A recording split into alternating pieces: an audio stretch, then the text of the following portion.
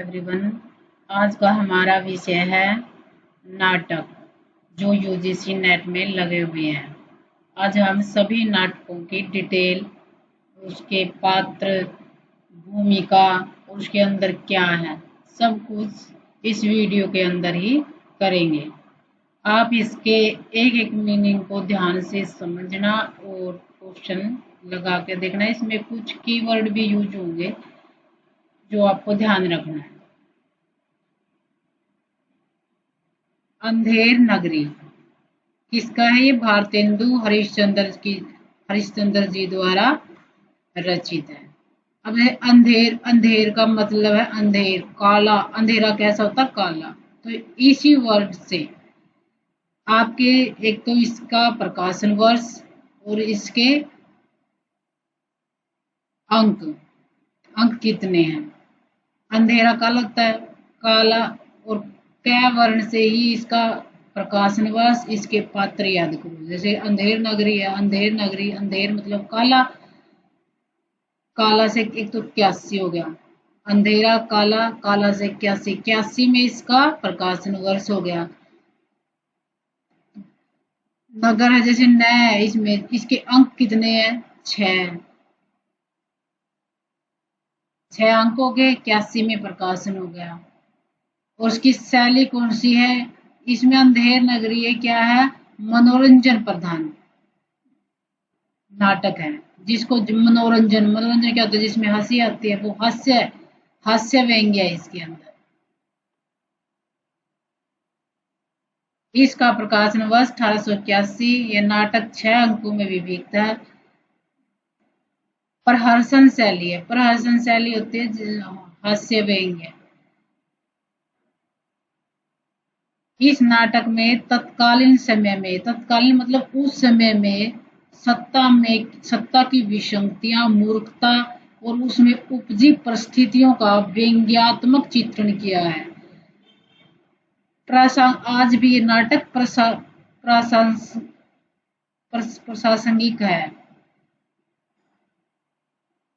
अब इसी पृष्ठभूमि, इसकी भूमिका। यह नाटक भारतेंदु हरिश्चंद्र द्वारा एक दिन में रचा गया था। और एक इसके अंदर जैसे दसम घाट या दसवामेध, दशाश्वमेध घाट होता है यूपी में। दशाश्वमेध घाट पर खेला गया था। जैसे द हो गया, इस द से दसवामेध घाट, 10 अश्वमेध घाट, 10 अश्वमेध घाट, 10 घाट। ऐसा कहा जाता है कि जमींदार को लक्ष्य करके सुधारने के लिए नाटक रचा गया था। भारतेंदु ने इसे प्रहसन कहा है।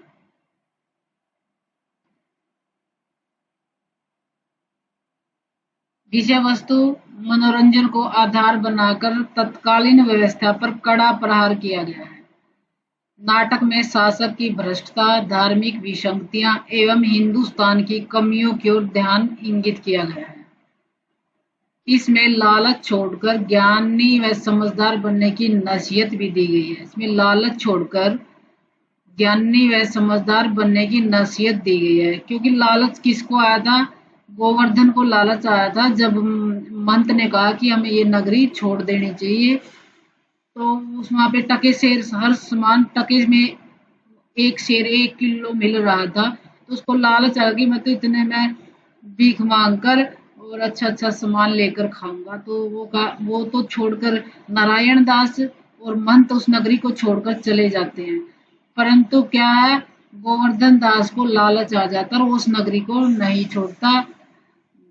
आप इसको फांसी की सजा होने लगती है, तब इनको मंत जी आकर ही बचाते हैं। इसमें यह नाटक में आदर्शहीनता, अनैतिकता और मानसिक गुलामी का खाका खींचते हुए असत्य पर सत्य की विजय दिखलाई गई है। भारतेंदु ने इस नाटक में कई गीत एवं नीति वचन रखे हैं। हलवाई वाले प्रकरण की तुकबंदी देख ऐसा प्रतीत होता है कि उन पर पारसी थिएटर का थोड़ा प्रभाव है। यानी कि भारतेंदु के नाटक पर किसका प्रभाव है? पारसी थिएटर का प्रभाव है। इसमें नीति वचन भी रखे हैं। नीति के वचन है, भारतेंदु ने इस नाटक में नीति वचन, हलवाई वाले प्रकरण की तुकबंदी देख ऐसा प्रतीत होता है कि उन पर पारसी थिएटर का प्रभाव है। हलवाई वाले प्रकरण में पारसी थिएटर का थोड़ा प्रभाव दिखाई देता है। अब इसमें मंथ साधु के शिष्य हैं दो, गोवर्धन दास और नारायण दास। ये भिक्षा लेने के मंथ साधु इनको एक को दक्षिण की तरफ भेजता है भिक्षा लेने के लिए, इन दोनों को भिक्षा लेने के लिए भेजता है। अब इसमें पात्र है, जैसे एक वर्ड याद रखना, अंधेर, अंधेर में काला, कैसे इसके पात्र याद कर लो। एक तो इसमें कबाब वाला, एक कुंजड़िन, और कै वाले याद करो पहले, कै वाले कुल्लू, कारीगर, कसाई, कोतवाल। और फिर है इसमें जैसे भारतेंदु का है, ये भारतेंदु हरिश्चंद्र का, तो इसमें एक भिस्ती आएगा, भय से भिस्ती, अंधेर नगरी के जो रचयिता है नाटक के वो भारतेंदु है। भारतेंदु भय वाले निकाल लो, भिस्ती हो गया, भिस्ती और बनिया। बनिए का नाम क्या है? कुल्लू। वैसे कैवाड़ी में भी आ गया, एक बनिया है।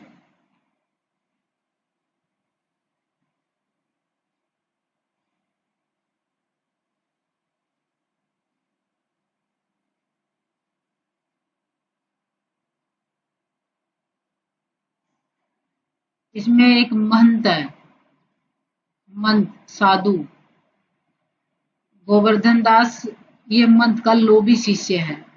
नारायण दास मंत का दूसरे शिष्य है। कबाब वाला कबाब विक्रेता है। घासी राम क्या? चने बेचने वाला है। नारंगी वाला नारंगी बेचने वाला, हलवाई मिठाई बेचने वाला है। अब इसमें कबाब वाला इसमें कबाब बेचेगा, नारंगी में नारंगी बेचेगा, हलवाई मिठाई बेचेगा, कुंजड़ी ने सब्जी बेचने वाली है। जो इसमें थोड़ा याद रखना, घासी राम चना, चना कैसा होता है? घास जैसा ही तो होता है। चना कैसा होता है? घास जैसा। घासी राम चने बेचने वाला है।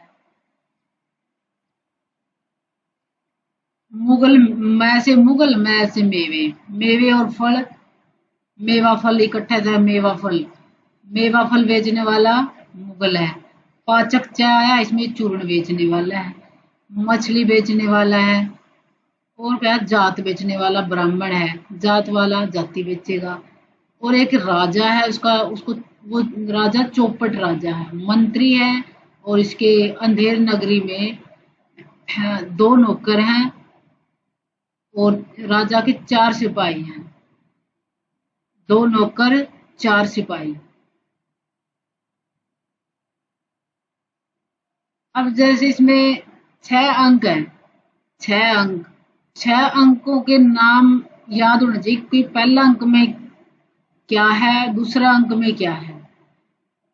6 अंक याद करो।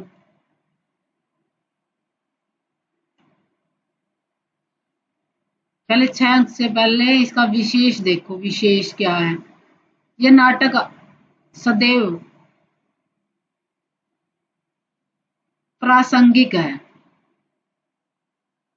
प्रासंगिक का मतलब होता है कि ये आज भी, अब भी कायम है। आज भी कायम है ये नाटक। क्यों कायम है? क्योंकि आज भी क्या अन्याय है, भ्रष्टता है, विवेक शून्यता पाई जाती है सत्ता में। कोई अपने दिमाग से काम नहीं लेता, दूसरों के इशारों पर ही काम होते हैं। मनमानापन अब भी आज भी कायम है। उस टाइम भी था, अतीत में जो ये नाटक लिखा भारतेंदु हरिश्चंद्र में, सत्ता कैसी थी? अन्य सत्ता में जो राजा था वो क्या था? अन्याय प्रिय था। आज भी किसी को न्याय नहीं मिलता है, भ्रष्टता थी उस टाइम, भ्रष्ट विवेक शून्यता थी। क्यों राजा विवेक शून्य था? कि राजा को पता ही नहीं है कि क्या करना है क्या नहीं करना है। आज भी वही स्थिति है। नीति उपदेश, नीति उपदेश किस मंत्र के द्वारा उपदेश दिया गया? और इस क्या है, पाठकों को जगाने का आग्रह है। पाठकों को जगाने का आग्रह किया गया है नीति उपदेशों के माध्यम से। नीति का उपदेश दिया है पाठकों को। अन्य भाषाओं से शब्द लेने में भारतेंदु ने कोई परहेज नहीं किया है। अन्य भाषाओं से शब्द लेने में कोई परहेज नहीं किया है। पारसी थिएटर का परहेज नहीं किया। पारसी थिएटर पारसी थिएटर से प्रभावित है उसके नाटक, भारतेंदु का नाटक। ये आज भी सर्वाधिक खेले जाने नाटकों में से एक है। इसको आज भी सबसे ज्यादा खेला जाता है।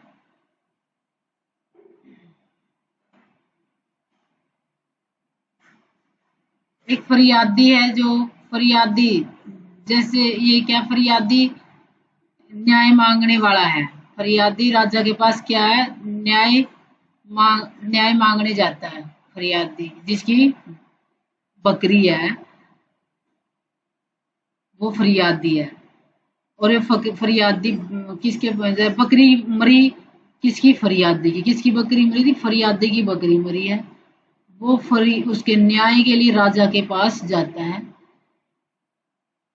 उसकी बकरी दीवार के नीचे, जैसे अंधेर नगरी में दीवार का जिक्र आएगा। दीवार, दीवार जो बकरी है वो दीवार के नीचे दबकर मर जाती है। कुल्लू बढ़िया जिसकी दीवार से फरियादी की बकरी मरी। कुल्लू बढ़िया की दीवार के नीचे दबकर बकरी मरी। कारीगर कुल्लू बढ़िया की दीवार बनाने वाला, चुनने वाला है, मसाला तैयार करने वाला है। ये दीवार बनाने के लिए मसाला तैयार करने वाला, चुनने वाला है। एक भिश्ती है, ये भिश्ती भिगोने वाला है। किसको? मसाले को भिगोना।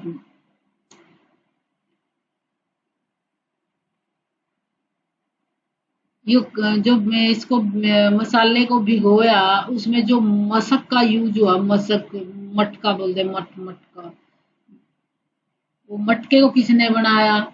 उसको मशक को किसने बनाया? भिश्ती के लिए वो में पानी डाला कि उसने कहा कि ये तो कसाई, मेरा थोड़ी ना कसूर है, ये तो कसाई ने बनाया, कसाई का कसूर है। एक दूसरे पे इल्जाम लगाते जा रहे हैं। गडरिया कसाई को भेड़ बेचने वाला है। 4 सिपाही हैं राजा के। एक कोतवाल है, एक माली है, इसमें एक बनिया है, माली भी है। 4 सिपाही, कोतवाल, माली और बनिया। अब इसमें 5 अंक है, कथासार में 5 अंक है। बाह्य प्रांत का सबसे पहले बाह्य प्रांत का है। प्रांत आ गया प्रथम पद, पैसे प्रांत, पैसे प्रथम। अंक कितने हैं इसमें? कितने अंक का नाटक है ये? 6 अंक का है। अब 6 अंक है। पहले अंक में पहला, प्रथम, पहला में प्रांत है। इसमें महंत नारायण दास एवं गोवर्धन दास प्रस्तुत होते हैं। इसमें प्रस्तुतिकरण है। पहले में किस, कौन कौन? महंत नारायण दास, इसके दोनों, ये 2 शिष्य हैं और एक महंत है। इसमें प्रस्तुति होती है तीनों की। महंत भिक्षा मांगने के क्रम में अपने दोनों शिष्यों को अधिक लोभ न करने का उपदेश देता है। ये कहता है कि जितना मिला उतना लेगा आ जाना, और अधिक लोभ न करने का उपदेश दिया है। अपने शिष्यों को अधिक लोभ न करने का उपदेश दिया। अब उसमें आएगा, एक तो इनकी प्रस्तुत होती है और उपदेश प्रथम में है ये, वायु प्रांत में। दूसरा अंक है बाजार का नजारा, बाजार का दृश्य है। इसमें कबाब बेचने वाला, बाजार में बेचने वाले के दृश्य है, कौन क्या क्या बेच रहा है। बाजार, बी पे बाजार है, 2 नंबर पर बाजार है। बी, बी पे बाजार है। प्रथम प्रांत प्रथम पे है, बी पे बाजार है। बाजार के इस दृश्य में कबाब वाला, नारंगी वाला, घासी राम चने बेचने वाला, हलवाई हलवाई मिठाई बेचने वाला, कुंजड़िन सब्जी बेचने वाली है, मुगल मेवे फल बेचने वाला है, पाचक चूर्ण बेचने वाला है, मछली बेचने वाला है। ये साइत वाला, ये ब्राह्मण है, साइत वाला ब्राह्मण है। बनिया जैसे पात्र आते हैं, बनिया जैसे पात्र आते हैं और अपना अपना सौदा बेचते हैं। इस अंक में ही भारतेंदु जी ने हिंदुस्तान की कमी को कुंजड़िन के माध्यम से कहलवाया है। जो दूसरा अंक में कुंजड़िन है, ये सब्जी बेच रही है। इसके माध्यम से क्या हुआ है, कुंजड़िन के माध्यम से कमी को दिखाया है। किसकी कमी को? हिंदुस्तान की कमी को। कैसे कुंजड़िन, कैसे कमी? क्या हिंदुस्तान का मेवा, फूट और बैर। देखो कि या फूट, या आपस में फूट है और आपस में बैरी बने हुए बैठे। हिंदुस्तान का मेवा, फूट और बैर। हिंदुस्तान में क्या कमी है? फूट की और बैर की, फूट और बैर की। वही ब्राह्मण का अपनी जात बेचना, धर्म या कर्म से विहीन को जाना दर्शाया है। कर्म विहीन, ये जाति बेचने वाला कौन है? ब्राह्मण। इसको कैसे दिखाया है? ब्राह्मण धर्म व कर्म से विहीन।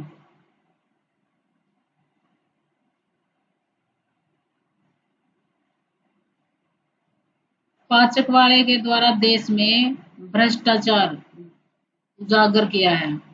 पाचक वाला क्या कहता है? पाचक, पाचक, पाचक चूर्ण क्या था? हजमा, हजमा करता है, चूर्ण हजमा करता है, तो ये हजम की बातें करेगा। हजम, चूर्ण, पाचक वाला चूर्ण।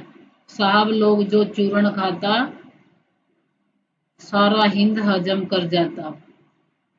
सारा चूर्ण जो खाता, जो पाचक वाला कहते हैं, साहब लोग जो चूर्ण खाता, सारा हिंद हजम कर जाता। हजम, हजम मतलब इसमें भ्रष्टाचार, सारा हिंद। इसमें क्या है? हिंदुस्तान का मेवा, फूट और बैर। हिंदुस्तान का मेवा, फूट और बैर, यह कमी दिखाई है। इसमें भ्रष्टाचार, भ्रष्टाचार उजागर किया है।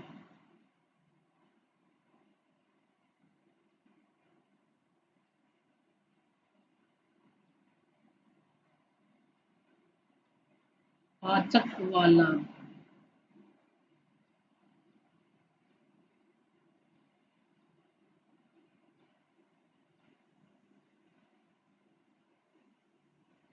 तीसरा अंक है जंगल का। जंगल और अरण्य, अरण्य में, अरण्य, ये जो जंगल है इसका मतलब अरण्य भी होता है। जंगल का नजारा एक तो 5वें अंक में है। जंगल को जब अरण्य कहा जाएगा वो 5 अंक में आएगा, और एक ये 3 में है। ये पीछे देखो 3 जैसी शेप है, जंगल 3 में है। ये देखो, अब इसने इस साइड देखो 3, जंगल 3 में है। जंगल, गोवर्धन 7 पैसे, 7 पैसे, 7 पैसे में कितनी मिठाई? 2.5 सेर मिठाई लेकर गुरु से मिलता है। 2.5 किलो 2.5 मिठाई 7 पैसे में।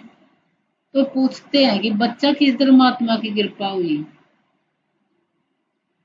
गोवर्धन दास कहता, फिर जब धर्मात्मा ने 2.5 सेर मिठाई देखकर पूछा, गोवर्धन से पूछा कि ये आज आपके ऊपर किस धर्मात्मा की कृपा हुई कि आपको इतना सामान मिल गया। तो वो धर्मात्मा को दास्तान सुनाता है टके शेर वाली, कि वहां बाजार में क्या सब सामान टके शेर में मिल रहा था। तो जब वो गोवर्धन दास धर्मात्मा को टके शेर वाली दास्तान सुनाता है, तो वो तो महंत थे, महंत ज्ञानी थे, कि यहाँ पे जो टके शेर में सारा सामान मिल रहा है, ये तो यहाँ तो अंधापन है, अंधेरा है। और जहाँ पे अंधेरा, जहाँ मूर्ख, वो अंधेर नगरी है, मूर्खों की नगरी है वो। और जो मूर्खों की नगरी है तो उसको तो छोड़ देना चाहिए। मूर्ख, जहाँ पे मूर्खों का वास हो उस जगह को छोड़ देना चाहिए। तो इस बात को सुनकर गोवर्धन दास नगरी को छोड़ने के लिए मना कर देता है। महात्मा जब उन्हें नगरी छोड़ने के लिए कहता है तो गोवर्धन दास लालच में पड़कर उनके साथ नहीं जाता।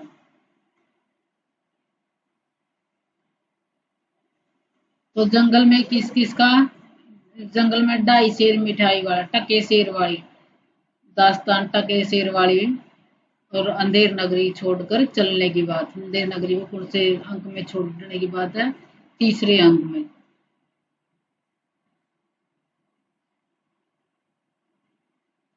अब तीसरा, चौथा है राज्यसभा। राज्यसभा में क्या होता है? ये इसका, यह नाटक का सबसे रोचक अंग है। चौथा अंक सबसे रोचक, इस नाटक का अंधेर नगरी का रोचक अंक चौथा अंक है। रोचक चौथा, रोचक में चौथा से आया रोचक चौथा। चौथा अंक, रोचक अंक चौथा है, रोचक, और इसमें राज्यसभा वाला अंक रोचक अंक है। राज्यसभा वाला अंक रोचक अंक है, जो उसका चौथा अंक है। राज्यसभा, इसके आगे लगा लो रोचक, राज्यसभा, रोचक और चौथा अंक। अब राज्य ये राज्यसभा लिख लो या इसमें यह मिला लो, ये जो यह है देखो चार जैसा है, तो ये राज्यसभा चौथा अंक में है। राज्यसभा रोचक अंक। अब राज्यसभा चौथे अंक में है। अब पांचवा बताया था, जैसे जंगल है, ये जंगल, अरण्य, अरण्य मीन जंगल ही होता है। जंगल एक ये है, और इसमें तीन में तो जंगल कहा गया है, और जो पांचवा अंक है इसमें अरण्य कहा गया है। पांचवें अंक में क्या होता है? राज्यसभा हो, राज्यसभा हुई, उसमें क्या हुआ? फांसी का दंड मिलता है। किसको मिलता है? कोतवाल को फांसी का दंड देता है। इस अंक में पिनक में बैठा राजा एक फरियादी की बकरी मर जाने पर कुल्लू बनिया, कारीगर चुनने वाला, बीस्ती गडरिया को छोड़कर अंत में अपने कोतवाल को ही फांसी का दंड देता है। अपने ही कोतवाल को फांसी का, सारे को छोड़ देगा। दीवार किसने बनाई, किसकी दीवार थी, इसके लिए चुन्ना किसने तैयार किया, इसके लिए वो भेड़ किसने दी, सबको छोड़ देता है और अपने ही कोतवाल को फांसी का दंड देता है। क्योंकि अंत तो गतवा उसी की सवारी निकलने के कारण ही बकरी दबकर मर गई थी। यह नाटक का सबसे रोचक अंग है। कोतवाल की सवारी निकल रही थी, कोतवाल की सवारी निकलने के कारण ही बकरी मरी है। यह नाटक का सबसे रोचक अंग।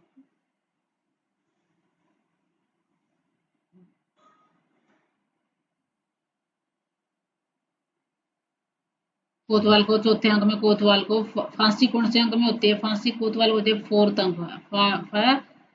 फैसे फांसी, फैसे फोर्थ। फांसी का दंड किसको मिलता है? कोतवाल को। कोतवाल फांसी को कैसे ट्रिक बना लो, फांसी कैसे दी जाती है? जब काले कपड़े पहनकर दी जाती है। काले कपड़ा, जो फांसी पे चढ़ाता है वो कपड़े, काले कपड़े डालता है। पांचवा अंक अरण्य, जंगल। इसमें क्या, उसको तो चौथे अंक में, फोर्थ में फांसी हो गई, वो फांसी भी टल जाती है। वो कैसे कि इसकी तो उस फांसी के फंदे में उसकी गर्दन नहीं, गर्दन मोटी होने और फांसी के लिए गोवर्धन दास प्योदों के द्वारा पकड़ लिया जाता है और तमाम फरियादों के बावजूद उसे फांसी के लिए घसीट लिया जाता है। देखो यहाँ पर गोवर्धन अंधेर नगरी में कहा कि नहीं रहना चाहिए, मंत ने कहा था, ये इसको लालच आ गया था। लालच में ये खा खा खा मोटा हो गया था। मोटा हो गया था, उसको फांसी चढ़ाने के लिए मोटे बंदे की जरूरत थी, तो इस मोटे को पकड़ लिया गया और उसको फरियादी के, तमाम फरियादों के बावजूद भी उसे फरियादों के बावजूद बहुत फरियाद लगाई, फिर भी इसको फांसी के लिए घसीट लिया। जब इसको फांसी दिए तभी इनके गुरुजी आते हैं। उसको गोवर्धन को प्यादों के द्वारा पकड़ लिया जाता है। पांचवें अंक की बात है। पांचवें फाइव में फांसी होती है किसको? गोवर्धन को। फोर्थ में फांसी होती है कोतवाल को। अब कोतवाल को छोड़ दिया था, कोतवाल तो पतला था, बीच में गोवर्धन दास को पांचवें में फाई में फिर फांसी हो जाती है। लास्ट में फांसी किसको होती है? गोवर्धन को होती है। और इसको भी कौन बचा लेता है कि वो मंत जी बचाते हैं। फिर क्या छठा अंक, शमशान। लास्ट का अंक है, जैसे ही गोवर्धन को फांसी पर चढ़ना ही को होता है, गुरु और नारायण दास उसका शिष्य आ जाते हैं। उसके गुरु और उसका जो गुरु का शिष्य दूसरा नारायण दास आ जाते हैं। गोवर्धन को बचाने के लिए कौन इनके गुरु थे? इनके गुरु कौन थे? मंथ थे। गोवर्धन को किसने बचाया? गुरु ने बचाया। कैसे? गोवर्धन, कैसे? गुरु। गुरु और उसके शिष्य नारायण दास ने बचाया। गुरु के शिष्य नारायण दास ने बचाया। कैसे बचाया? उसने अपनी चतुर्बुद्धि से, चतुर्बुद्धि के द्वारा वैकुंठ है स्वर्ग में जाने के लिए बात कहकर सबको फांसी चढ़ने के लिए उद्वेलित कर दिया कि जो भी फांसी पर चढ़ेगा वो स्वर्ग में जाएगा। अंत में क्या, राजा ही स्वयं को अंत में राजा ही फांसी पर चढ़ जाता है कि स्वर्ग में तो मैं जाऊंगा। अब अंधेर नगरी में कुल पात्रों की संख्या 28 है। ऐसे अंधेर, ऐसे 28, 28 पात्र हैं, कुल पात्र 28 है।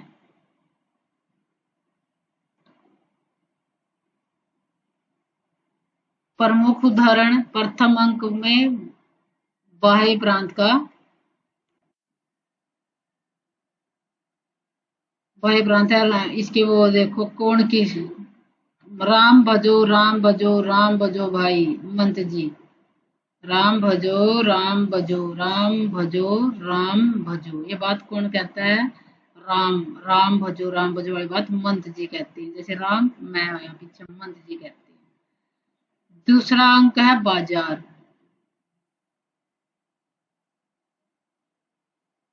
जात ले जात टके शेर जात, जात जात कौन है? ब्राह्मण, ब्राह्मण, ब्राह्मण वाला जो जात बाजार में जात, जैसे जात जाति की जात बिकती है, जात बेचने वाला ब्राह्मण है। जैसे जात, जात जात की बातें कुर्सियां बाजार में जात, जात ले जात टके शेर जात।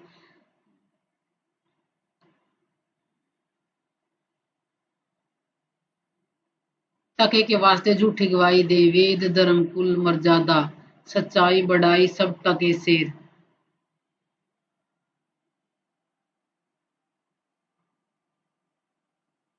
वेद धर्म कुल मर्यादा सच्चाई बढ़ाई सब टके शेर।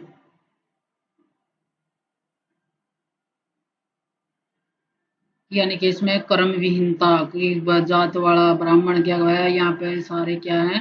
कर्म विहीन हो गए हैं, सब अपने अपने धर्म को भूल गए हैं, कर्महीन है। तो बाजार का नजारा लगा है इसमें जात वाला ब्राह्मण है। अंधेर नगरी चौपट राजा टके शेर बाजी टके शेर खाजा।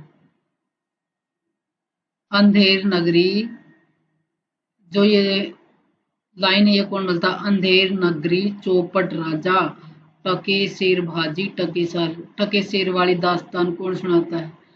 धर्मात्मा को कौन सुनाता है? गोवर्धन दास सुनाते हैं। तीसरा अंक जंगल। बाजार वाली में है ये बाजार, बाजार गोबर, ये जो टके शेरबाजी टू अंक कौन सा? बाजार वाला। टके शेरबाजी बाजी टके शेरबाजी टके शेरबाजी, बी से बाजी और बी से बाजार, बाजार अंक में बाजार, और गोवर्धन दास से बाजार वाले अंक में है ये बात।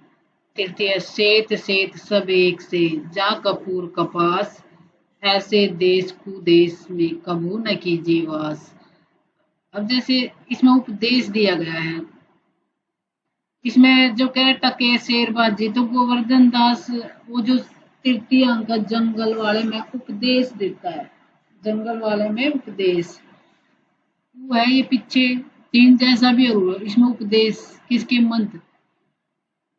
सेत सेत सब एक से, सेत सेत सब एक से, जहाँ कपूर कपास, ऐसे देश, ऐसे देश में कुदेश, ऐसे देश कुदेश में, ऐसे बुरे देश में तो कभी नहीं रहना चाहिए, कबू न कीजिए वास, कभी नहीं रहना चाहिए। जहाँ कपूर और कपास, सब का दाम एक जैसा हो। जिन्हें ये नहीं पता कपूर कपूर कितना महंगा है, कपास कितने में, कपार में अंतर का ही नहीं पता है, तो क्या कपूर कपास डिफरेंस का नहीं पता है, मूल्य, चीजों के मूल्य का ही ज्ञान नहीं है, तो ऐसे देश को छोड़ देना चाहिए।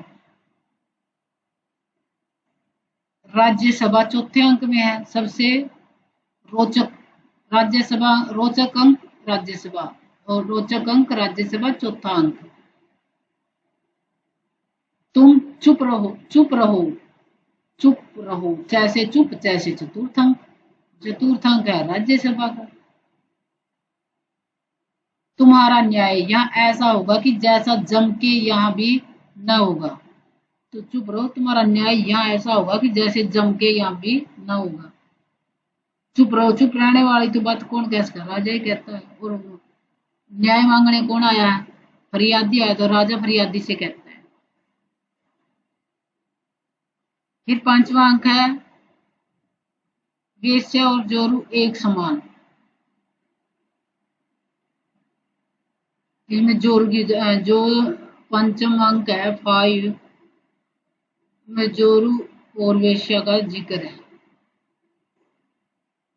जोरू, जोरू वैसे जंगल बनेगा, जंगल या तो 5 में आएगा या 3 में आएगा, ये 3 में तो आएगा आएगा नहीं, पंचम में आएगा जोरू।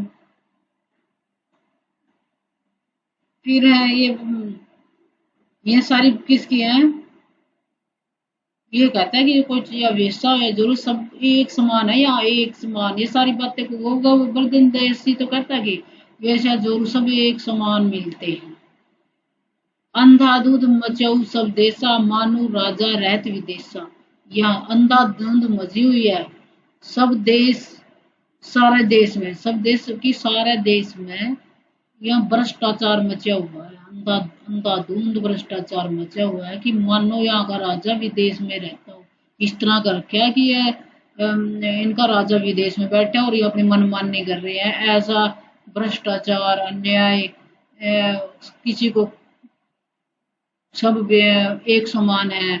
तो ये बातें क्या, कौन किसको बता रहा है, ये गोवर्धन दास किसको, गोवर्धन दास गुरु को बता रहा है कि ये यहाँ तो अंधाधुंध मचा हुआ है। जिसका स्वाद, ये अंधाधुंध वाली टके शेर वाली बातें गुरु और शिष्य में हो रही है। अब छठा अंक है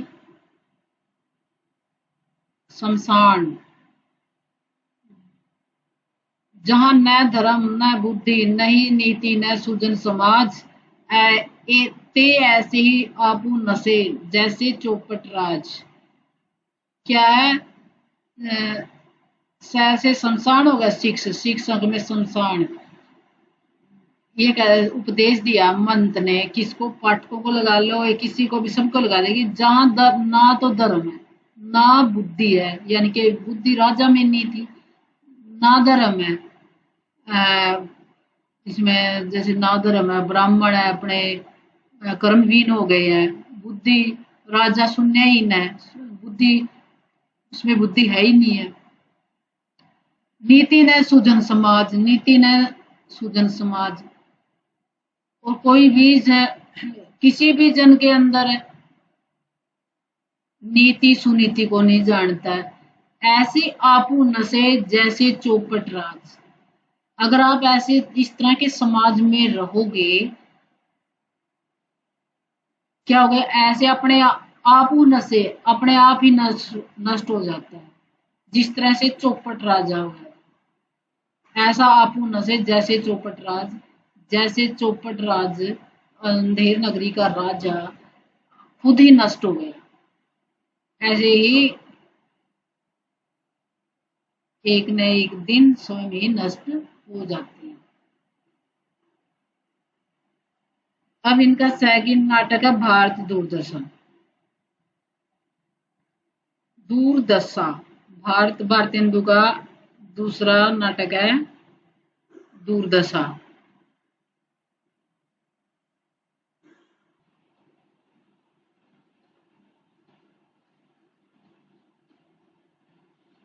भारत दूरदशा भारतेंदु हरिश्चंद्र द्वारा 1876 में रचित एक प्रसिद्ध नाटक है।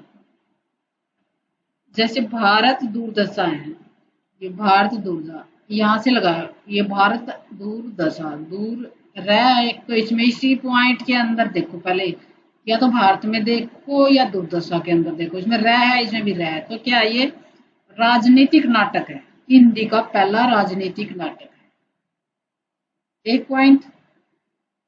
और ये क्या है, इसमें प्रतीकों के माध्यम से प्रतीक भी लिया है, और इसमें व्यंग्य के माध्यम से जो तत्कालीन भारत की दयनीय सामाजिक राजनैतिक और आर्थिक स्थिति का इसमें यथार्थ चित्रण किया गया। भारत दूरदर्शन नाटक के है जो इसके अंदर एक तो इसकी डेट याद करो, पॉलिटिकल से संबंधित था, 75-76 के पास ही है ये पॉलिटिकल दूरदर्शन, 6 आएगा से पीछे पॉलिटिकल राजनीति का पहला नाटक है, हिंदी का पहला नाटक है राजनीति का। इसमें राजनीतिक व सामाजिक दुर्दशा का प्रतीकात्मक चित्रण किया, प्रतीकों के माध्यम से जो भारत की उस समय पर स्थिति थी, जो उसकी दयनीय स्थिति, दुर्दशा का मतलब होता है दूर, भारत की दयनीय दशा, किसका, जो भारत की दयनीय दशा थी, कैसी कौन सी स्थिति में थी उसकी दयनीय दशा, समाज में, राजनीति में और आर्थिक स्थिति में, उसका वास्तविक चित्रण दिखाया है इसके अंदर। प्रकाशन वर्ष सबसे पहले इसमें क्या है, ये पहले ये राजनीति, इसमें दूरदशा दयनीय दशा कितने प्रकार की दशा, दयनीय सामाजिक आर्थिक राजनीतिक, तीन चार प्रकार की दयनीय दशाएं दिखाई है भारत की। और ये प्रतीकात्मक है, ये कीवर्ड है इसकी, प्रतीकात्मक है। इसके बाद जो भारतेंदु नाटक में भारत का धन विदेश जाने पर लिखते हैं, भारतेंदु नाटक में भारत की धन विदेश में जा रहा था, कौन लेके, अंग्रेजों के टाइम, अंग्रेजों की बातें, अंग्रेज क्या कर रहे थे, अंग्रेज राज साजे सब भारी, पैदन विदेश चली जात इति अति खवारी। इसमें अंग्रेजी राज का समर्थन भी किया है, और पर इसमें दोनों ही चीजें हैं कि अंग्रेज राज वैसे तो सुख साज है, सुख है अंग्रेज राज में, पर क्या है, पर ये पैदन, पर क्या है, धन विदेश में जा रहा है, यानी कि उसमें इसका जो हमारे देश का धन है वो कहा है, वो विदेश जा रहा है, विदेश में जा रहा है, ये बात खवारी बहुत दुखदाई है, ये अति खवारी बहुत ही दुख करने वाली है, सो दुख हो रहा है।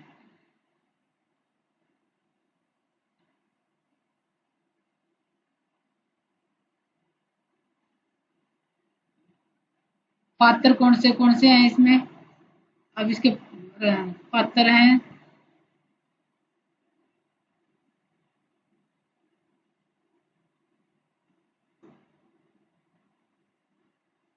इस जो भारतेंदु के नाटक है ये भी 6 अंकों की कथा वस्तु है, इसमें भी 6 अंक हैं, और जो अंधेर नगरी है उसमें भी 6 अंक हैं, और इसमें भी दोनों में क्या है, 6 अंक हैं,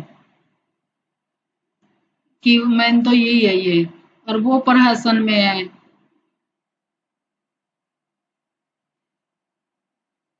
मुख्य पात्र है, एक तो भारत दूसरा में भारत ही है, पहला पात्र निकाल लिया भारत से, एक भारत, एक भारत, दोनों को इकट्ठा कर दिया, दूरदशा से भारत दूरदेव, फिर कर दिया भारत ले लिया, भारत, फिर भारत के साथ दूरदेव जोड़ दिया, फिर भारत के साथ भाग्य जोड़ दिया मुख्य पात्र में।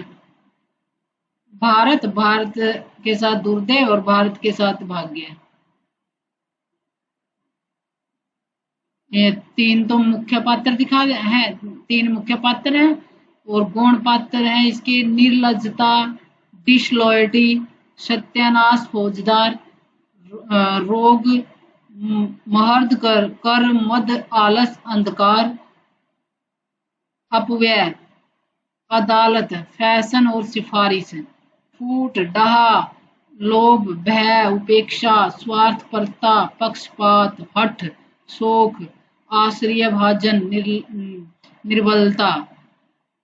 इसके अंदर जैसे फूट, डहा, लोभ, भय जो मनोविकार है, मनोविकार, भारत दुर्दशा में, भारत की दुर्दशा मतलब इसमें इसको पात्रों को याद ऐसे रखो कि जैसे मनोविकारों से संबंधित पात्र भी किस में आएंगे, भारत दुर्दशा में आएंगे। भारत की दुर्दशा मनोविकार, मनोविकार भी है इसमें, रोग, कर, मद, आलस, अंधकार, ऐसे नेगेटिव वर्ड ले रखे हैं। डिसलॉयल्टी, निर्लज्जता, सत्यानाश और फौजदार, निर्लज्जता, डिसलॉयल्टी, सत्यानाश, फौजदार, रोग, रोग, महर्द, मर्ज बोलते हैं जिसको, मर्ज, रोग, मर्ज, कर, रोग, रोग, मर्ज, कर, मद, मद मतलब शराब, आलस, अंधकार, अपव्यय ज्यादा खर्च करना, अदालत, फैशन और सिफारिश, फूट, डाह, लोभ, भय, उपेक्षा, स्वार्थपरता, पक्षपात, हठ, शोक, आश्रय भाजन, निर्बलता। बंगाली, बंगाली, महाराष्ट्रीय, एडिटर, देसी महानुभाव, पात्र हो गई है। इससे फिर विषय वस्तु देखो, इसकी विषय वस्तु क्या है। क्रांतिकारी नाटककार भारतेंदु ने तत्कालीन अंग्रेजी राज्य द्वारा किए गए अत्याचारों की अप्रत्यक्ष निंदा की गई है। जो अंग्रेज सरकार है वो अत्याचार कर रही थी, उसकी अप्रत्यक्ष रूप से निंदा की गई है। उसने जो अंग्रेजी राज्य था जो जनता पर अत्याचार कर रही थी, उन अत्याचारों की अप्रत्यक्ष निंदा भारत दूरदर्शन नाटक के माध्यम से की है। तो अंग्रेजी शासन से संबंधित है। अंग्रेजी शासन, शासन हो गया सत्ता, सत्ता होगी राजनीति।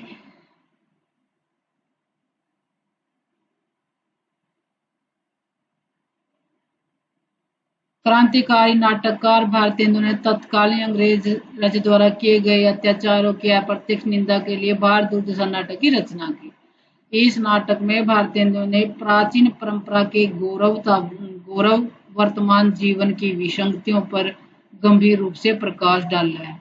यानी कि इस नाटक में भारत के जो भारत प्राचीन काल में गौरवपूर्ण था और वर्तमान काल में जो वर्तमान का शासन और प्राचीन काल का शासन कैसा था। प्राचीन काल का तो गौरवगान किया है और वर्तमान काल में जो राजा जिस अंग्रेजों का शासन है उसमें उसकी विसंगतियों का गंभीर रूप से, वर्तमान की विसंगतियों पर गंभीर रूप से प्रकाश डाला है। इस नाटक में भारतेंदु ने प्रतीकों के माध्यम से भारत की तत्कालीन दयनीय स्थिति का वर्णन किया है। भारतेंदु ने समाज की पतनोन्मुखता को नाटक के माध्यम, यानी कि समाज क्या था, पतन हो गया था, समाज पतन की ओर था। क्योंकि उसमें क्या होगा, समाज का पतन क्या करते हैं, जब उसमें विकार आ गए, विकार क्या, आलसी बन गया मनुष्य, मदपान करने लगा और निर्बल हो गया, कमजोर हो गया। तो इसमें उनके पतन के, समाज का पतन किस तरह हो रहा है, समाज का पतन प्राचीन काल में कैसा था, कितने अच्छे थे, और वर्तमान में उनके अंदर आलस, निर्बलता, कितनी कमजोरियां उनके अंदर घर कर गई है, उनके समाज का पतन दिखाया गया है। यह एक दुखांत नाटक है, इसका अंत है ना जो दुखांत नाटक है, जो दुर्दशा नाटक है, दूर से दुर्दशा, उसका अंत कैसा है, दुखांत है। लास्य रूपक भी कहा जाता है इसको, लास्य रूपक कहा जाता है, और 6 अंकों में भी विभक्त है, ये भी 6 अंक का है।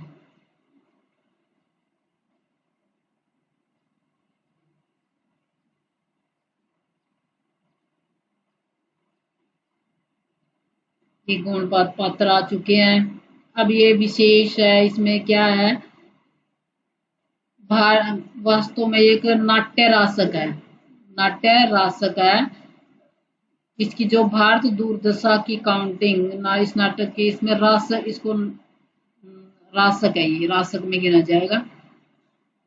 ये रह होगा इसमें, भारत दुर्दशा, ये रास, इसके पॉइंट की वर्ड है, राशक है।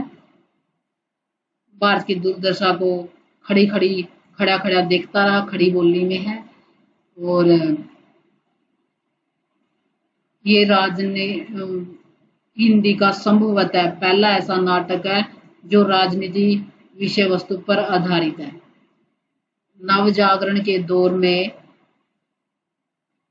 अब आपको पता ही है, जो गद्य विधा है नाटक, गद्य विधा तो भारत हिंदू काल में शुरू हुई थी, तो गद्य विधा में जो नाटक विधा है वो भारत हिंदू से ही संबंधित होगी। वो पहला राजनीतिक, ये नाटक है जो पहला राजनीतिक नाटक इसलिए माना जाता है। नव जागरण है, इसको भारत हिंदू काल को नव जागरण काल कहा जाता है। भारत हिंदू की इस नाटक रीति ने एक मसाल की भूमिका निभाई थी।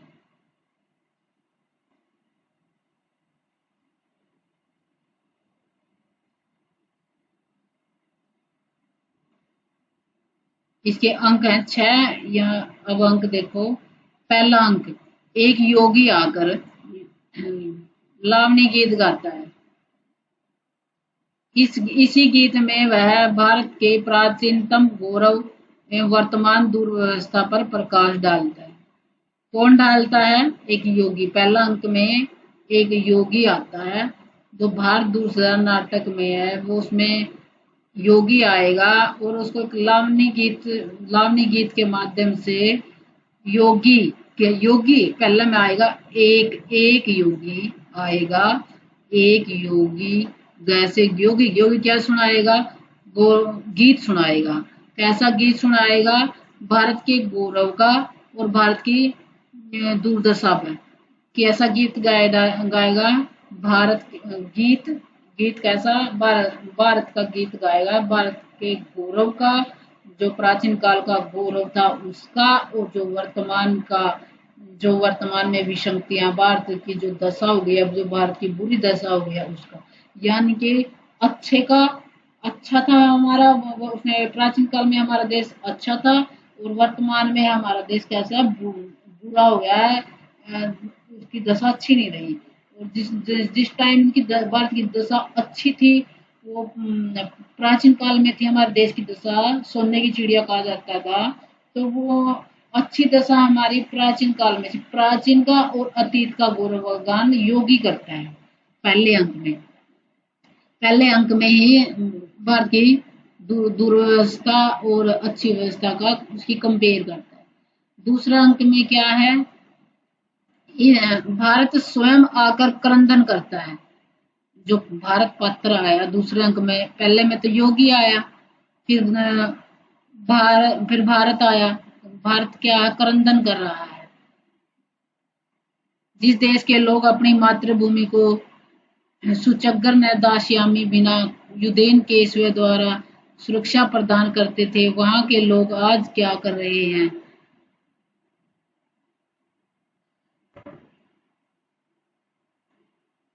दूसरे अंक में क्या है? भारत पत्र का क्रंदन है।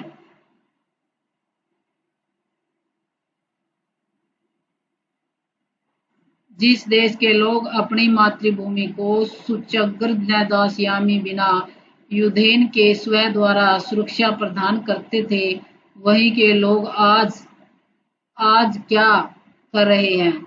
अंग्रेजों का राज्य होने पर सोचा था कि हम अपने दुखी मन को पुस्तकों से बहलवा बहलवाएंगे और सुख मानकर जन्म बितवाएंगे, पर वहां पर भी निराशा ही है। अंत में वह ईश्वर का स्मरण करता है, पर वह भी नहीं करने पाता। तब भय से मूर्छित हो जाता है और निर्लजता का आशा आकर उसे ले जाती है। इसमें क्या है, भारत रोता है। क्या कहता है, जिस देश के लोग अपनी मातृभूमि को सुचग्र न दास्यामी बिना युद्धहीन केशवे द्वारा सुरक्षा प्रदान करते थे, यानी कि जिसने मातृभूमि की युद्धों के द्वारा रक्षा की थी, सुरक्षा की थी, वहीं के लोग आज क्या कर रहे हैं? यानी कि कहने का मतलब है कि आज के लोग, जो प्राचीन काल का जिक्र हुआ कि प्राचीन काल में हमारे देश को कैसे बचाया था, उसके युद्धों के द्वारा हमारे देश की सुरक्षा के लिए हमारे प्राचीन काल में युद्ध किए गए। युद्धों से हमारे देश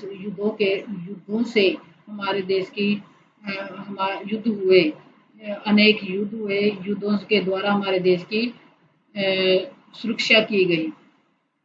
जो प्राचीन काल में तो बंदे ऐसे थे कि वर्तमान में समाज कहाँ सो रहा है।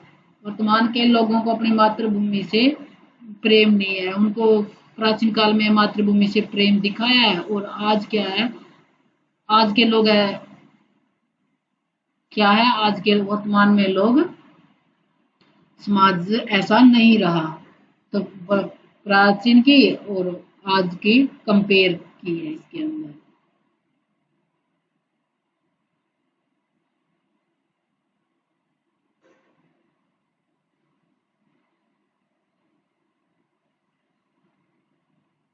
अंत में भारत क्या होता है, ईश्वर का स्मरण करता है, पर वह भी नहीं कर पाता। वो क्या, बेहोश हो जाता है। भारत बेहोश होता है तो उसको कौन, मूर्छित हो गया। उस मूर्छित बेहोश बेहोश को ले जाने के बेहोश और बेहोश को लेने के अंदर वो आशा आशा और निर्लजता उसको ले जाती हैं। दूसरे अंक में 3 पात्र हैं। एक तो भारत है। भारत तो मूर्छित होता, भारत बेहोश होता है और बेहोश को आशा और निर्लजता ले जाती है। तीसरा अंक है। तीसरा अंक में क्या होता है, तीसरे अंक में दूरदेव आता है। पहले में योगी आता है, गौरवगान करता है। दूसरे में भारत दूसरे में आता है। भारत दूरदेव है। दूरदेव एक एक दो तीन, तीन है, तीसरे में आता है। दूरदेव तीसरे अंक में आता है। भारत दुर्दशा का पूरा विवरण दूरदेव दुर्दशा सुनाता है। दुर्दशा कौन सुनाता है, दूरदेव सुनाता है। और गौरवगान, प्राचीन गौरवगान कौन करता है, प्राचीन गौरवगान भारत करता है। दूरदेव दुर्दशा का विवरण प्रस्तुत करता है। दुर्दशा किसके कारण हुई है, अकाल, महंगाई, रोग, अनावृष्टि, फूट बैर के साथ प्लेग, टिक्कस, काला धन आदि का भी उल्लेख किया गया। ये इतनी बीमारियां, रोग, प्लेग, टिक्कस, काला धन आदि का भी उल्लेख किया गया है।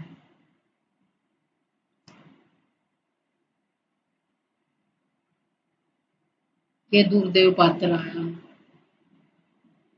फिर क्या है, अंग्रेजी शासन में भी हिंदुओं में सुधार नहीं हुआ और वे अंग्रेजों से अवगुण ही ग्रहण करते रहे।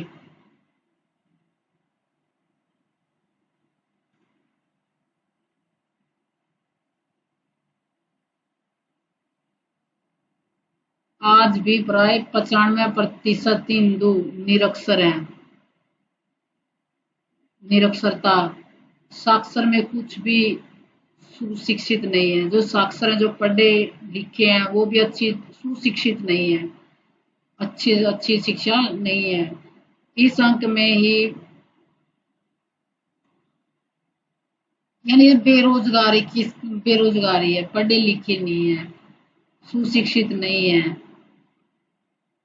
इस अंक में ही भारत दुर्देव के फौजदार सत्यानाश जी आते हैं। ये दुर्देव के फौजदार सत्यानाश, सत्यानाश भी कौन से अंक में आता है? तीसरे अंक में आता है। भारत के निजी दोषों का भारत दुर्देव के सैनिकों के रूप में विवरण प्रस्तुत करते हैं। धर्म की आड़ में भारत की जो दुर्दशा हुई है वह उल्लेखनीय है। यथा मत मतांतर का आधिक्य है, वर्ण व्यवस्था की खींचातानी है, वर्ण व्यवस्था का भी जिक्र है। बाल विवाह, वर्ण व्यवस्था, विधवा विवाह निषेध, वृद्ध विवाह, बहु विवाह, समुद्र यात्रा निषेध आदि से देश अवनति की ओर जा रहा है। अवनति किसके अवनति? एक तो होता है उन्नति, प्रगति, विकास, अवनति नाश, नाश की ओर जाना। वृद्ध विवाह हो रहे हैं, बुढ़े विवाह कर रहे हैं, बहु विवाह कर रहे हैं, समुद्र यात्रा निषेध आदि से देश अवनति की ओर जा रहा है। विधवा विवाह निषेध, विधवा विवाह नहीं कर सकती। समुद्र यात्रा निषेध है। आज भी तो जाते हैं, अमेरिका जाते हैं समुद्र यात्रा, क्या पता कितने कितने विकास करने लिए तो जाते हैं। कि ये निषेध के कारण क्या हो रहा है? अवनति की ओर जा रहा है। वर्ण व्यवस्था की खींचातानी है, बाल विवाह हो रहे हैं, विधवा विवाह निषेध है।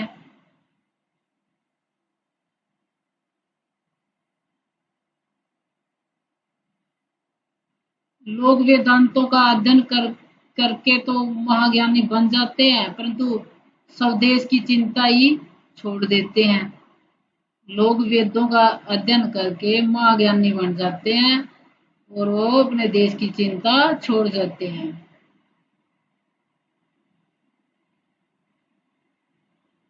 यानी कि इसमें सारी वो प्रथाएं आई है तीसरे अंक में। जो दुर्देव है, दुर्दशा की दुर्दशा, भारत की दुर्दशा के कारणों को बताया गया है। और वो दुर्देव और सत्यानाश दोनों का दुर्देव शास्त्रों में कुछ ऐसा। इस अंक में ही फिर भारत दुर्देव के फौजदार सत्यानाश जी आते हैं और भारत के निजी दोषों का, जो भारत के निजी दोष, अपने दोष, एक तो अंग्रेजों के कारण हुआ है, एक वो या अपने देश के ही कारण हुआ है। जो फौजदार सत्यानाश जी आते हैं भारत के निजी दोषों का भारत दुर्देव के सैनिकों के रूप में विवरण प्रस्तुत करते हैं। सैनिक,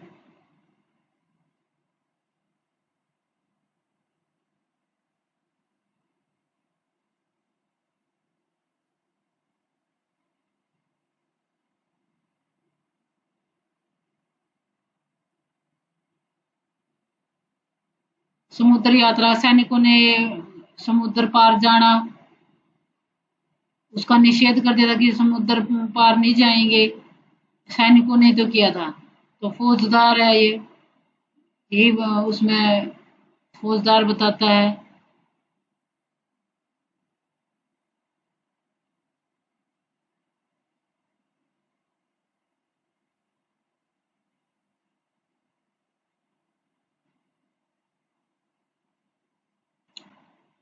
चौथा अंक, इस अंक में भारत दुर्देव रोग, आलस, मदिरा। चौथे अंक में भी दुर्देव ही है। दुर्देव रोग, आलस, मदिरा, अंधकार को क्रमशः भारत भेजता है। रोग यहाँ के लोगों पर अट्टहास करते हुए कहता है कि यहाँ के लोग रोग की दवा न करवाकर झाड़ू फूंक में ही प्राण खो देते हैं। यानी इसमें अंधविश्वासों के कारण, अंधविश्वासों के कारण लोगों की दुर्दशा हो गई है। रोग की तो दुआ, रोग हो गया, रोग की दवाई तो लेते नहीं और वो जड़ फूक वाले के पास चले जाते हैं। उसी प्रकार यहाँ अफीम मची, मदकची, आलसी लोगों की कमी नहीं है। अज्ञान रूपी अंधकार ने भारत को चारों तरफ से घेर लिया। अज्ञान है, जो अज्ञान है, अज्ञान अनपढ़, अविद्या प्रेमी भारत शिक्षा और पठन पाठन को मात्र आजीविका का साधन मानते हैं। अविद्या प्रेमी,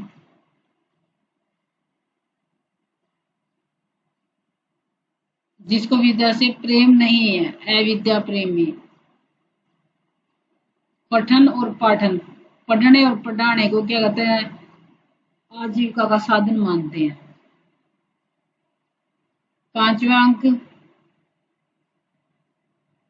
इस अंक में भारत की दुर्दशा को सुधारने के लिए कमेटी का दृश्य है। कमेटी का दृश्य है पांचवें अंक में सुधार, जिसमें सभापति तथा उसके 6 सहयोगी सदस्य है, एक बंगाली है। इसमें कमेटी में कौन कौन है, 6 सहयोगी सदस्य। कमेटी में कौन, कमेटी किस किस से बनी है, एक बंगाली, एक महाराष्ट्री, एक कवि, एक पत्र संपादक है, 2 देसी महानुभाव है। 2 देसी महानुभाव है, एक बंगाल, एक महाराष्ट्र का, एक महाराष्ट्र, एक बंगाली, एक पत्र संपादक। 2 देसी है महानुभाव, 2, 3, 4 और एक कवि 5 और एक कवि ले लिया, एक पत्र संपादक ले लिया और 2 देसी महानुभाव ले लिए। बंगाली सदस्य हजते बंगाल है वाली प्रसिद्ध कहावत को चरितार्थ करते हैं। बंगाली सदस्य हजयते बंगाल।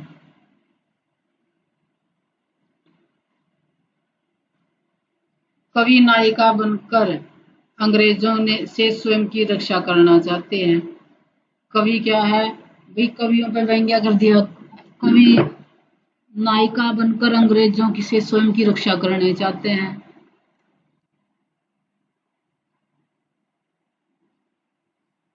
अनौचित्यपूर्ण है, यानी कि उचित नहीं है। कवि भी उचित काम नहीं करने हैं। बंगाली सदस्य हजते बंगाल वाली प्रसिद्ध कहावत को चरितार्थ करें, यानी कि सब अपना अपना अपना अपना सोच रहे हैं, देश की कोई नहीं सोच रहा। नायिकाओं पर वो लिखन लग रहे हैं। कवि नायिका बनकर अंग्रेजों से स्वयं की रक्षा करना चाहते हैं।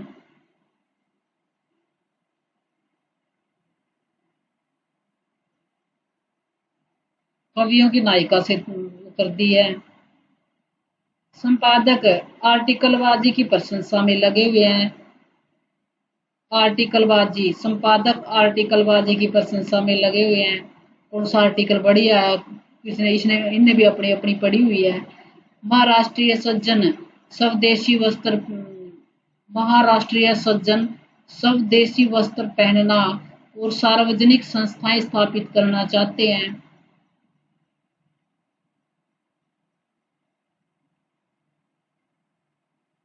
देसी सभ्य जन कुछ कह ही नहीं पाते, देसी सभ्य जन कुछ कह नहीं पाते, बस चापलूसी को ही ध्येय मानते हैं। अंत में डिसलॉयल्टी, पुलिस आकर सभी को पकड़ लेती है। डिसलॉयल्टी, पुलिस अंत में डिसलॉयल्टी, पुलिस आकर सभी को पकड़ लेती है।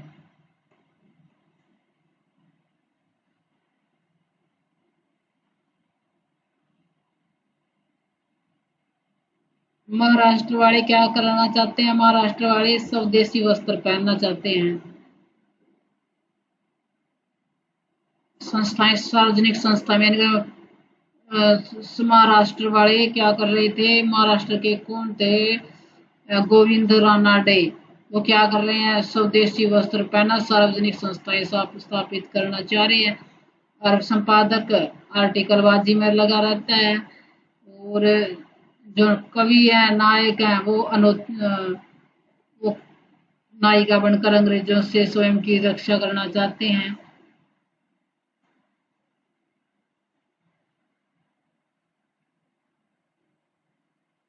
देसी देसी लोग बच्चा, जो देसी राजा हैं वो सिर्फ क्या है, वो देश उसकी राजाओं की चापलूसी करते रहते हैं।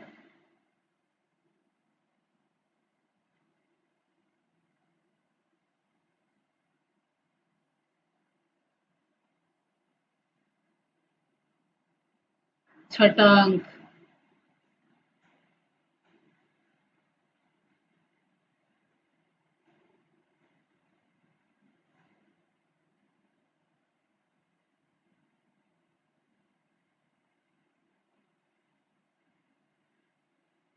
छठे अंक में भारत भाग्य आता है, जो प्राचीन गौरव था वर्तमान दुर्दशा का संक्षेप में परंतु ओजपूर्ण भाषा में चित्रण करता है। वर्तमान भारत की दुर्दशा पर उसे ग्लानि होती है। वह परतंत्रता, ईर्ष्या, द्वेष और संसार के संपूर्ण कलंकों से लांछित होते हैं। लांछित होते मिटा नहीं, ऐसे शक्तिहीन देश का मिट जाना ही श्रेयस्कर है। नाटक के अंत में भारत भाग्य आत्मघात कर लेता है, यानी कि भारत भाग्य आत्महत्या कर लेता है, तो नाटक का अंत दुख में या दुखांत हो जाता है।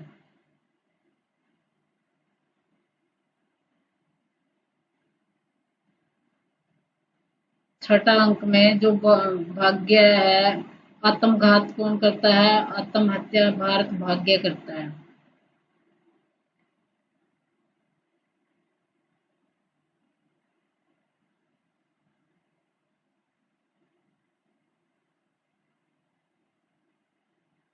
प्राचीन गौरव का प्राचीन गौरव का ओजपूर्ण भाषा में चित्रण करता है प्राचीन का, और जो वर्तमान की जो दुर्दशा है उसमें उसे गलानी होती है। उस गलानी के कारण क्या करता है, गलानी होती है, और वह संपूर्ण ही जो कलंक है उनको लांछित हुए मिटानी और अपने आप को शक्ति समझ कर वो अपने आप को मिटाना ही श्रेयस्कर समझता है। ये कहता है कि शक्तिहीन देश का तो मिट जाना ही श्रेयस्कर है। कहने का भाव छठे अंक का है कि जो भारत भाग्य है वो आता है, वो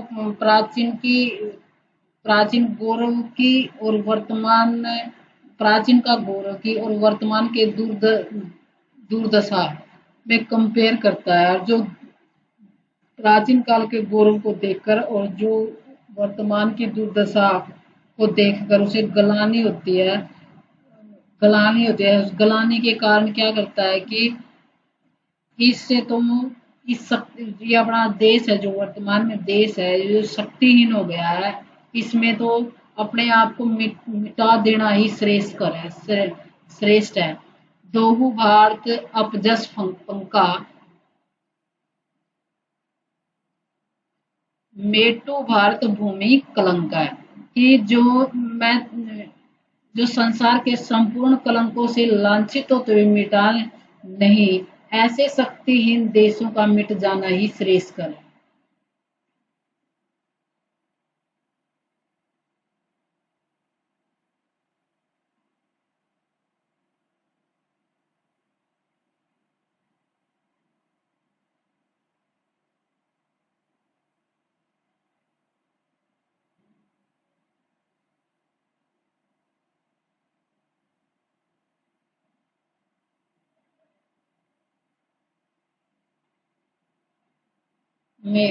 दोहु भारत अपजस पंका, मेटू भारत भूमि कलंका।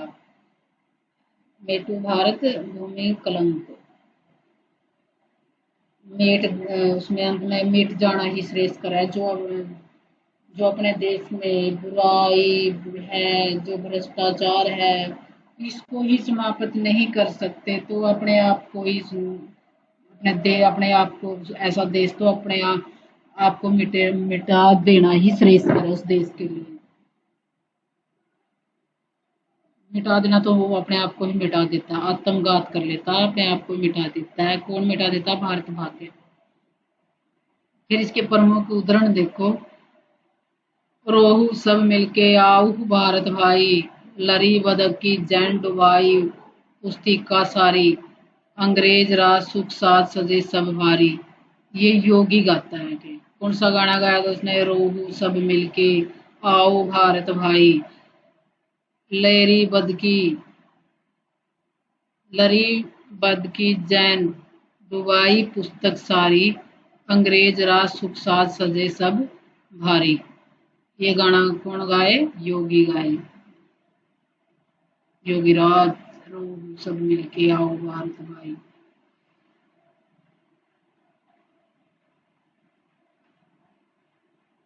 फिर इसमें चौथा अंक है, दुनिया में हाथ पैर हिलाना नहीं अच्छा, मर जाना पे उठ के जाना नहीं अच्छा। मर जाना पे उठ के जाना नहीं अच्छा, आलस कहता है। हाथ पैर, जो कोई हाथ पैर ही नहीं लावेगा तो वो क्या होगा? आलसी होगा। फिर पांचवा अंक में है डिसलॉ, क्या है? कवि वचन सुधा पत्रिका का जिक्र है। कवि वचन सुधा पत्रिका डिसलॉयल्टी के द्वारा।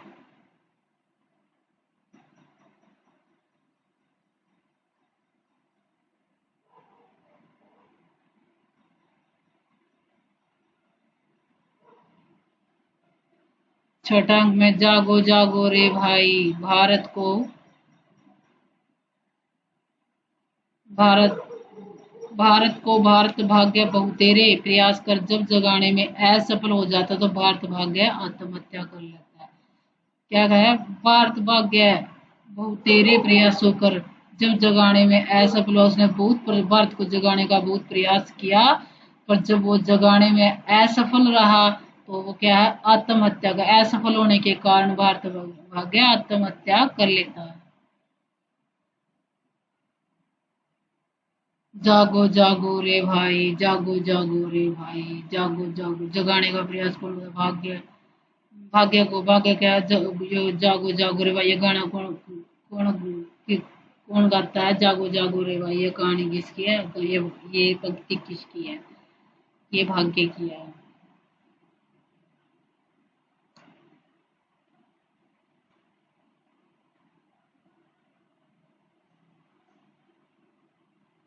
भारतेंदु के दो नाटक हैं यूजीसी नेट के अंदर,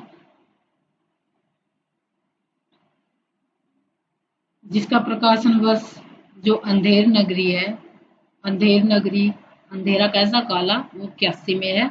6 अंक है। 6 अंक है। और जो उसका अंधेर नगरी और भारत दूरदर्शा, ये दो नाटक लगे हुए हैं। भारत दूरदर्शा का प्रकाशन वर्ष, राजनीति प्रधान नाटक है ये, पॉलिटिकल से 75 76 के आसपास लिखा हुआ है।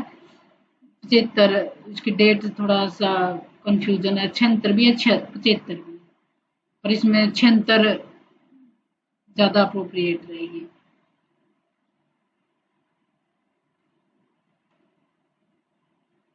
और दोनों के अंक भी 6 6 हैं। डेढ़ याद करना।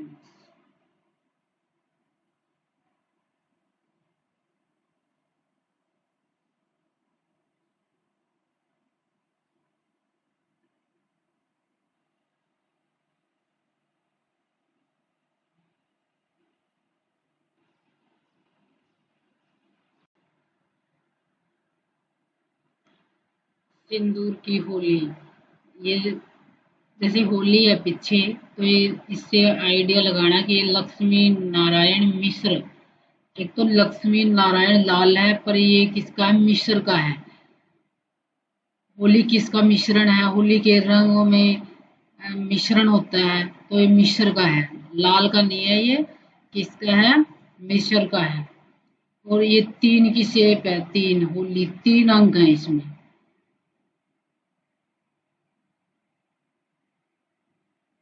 34, 1934 इसका प्रकाशन वर्ष है। इब्सन, बर्नार्ड शॉ इत्यादि पश्चिमी विचारकों से प्रभावित लक्ष्मी नारायण मिश्र हिंदी में समस्या नाटक के महत्वपूर्ण लेखक हैं।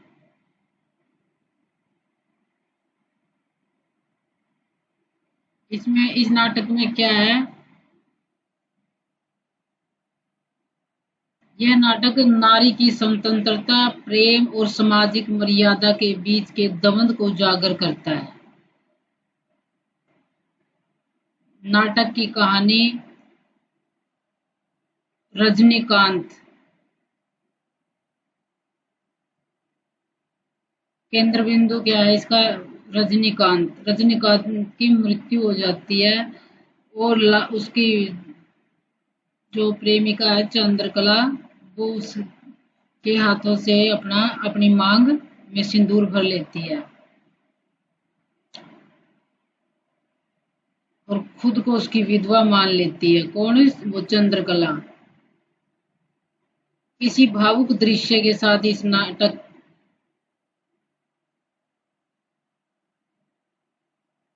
इस जो भावुक दृश्य है ये, वो मृत के हाथों से अपनी मांग का सिंदूर भरना, यही इसका शीर्षक है। इसके पात्र हैं रजनीकांत, मनोरमा, चंद्रकला। चंद्रकला और मनोरमा ये दोनों आपस में सहेलियां हैं।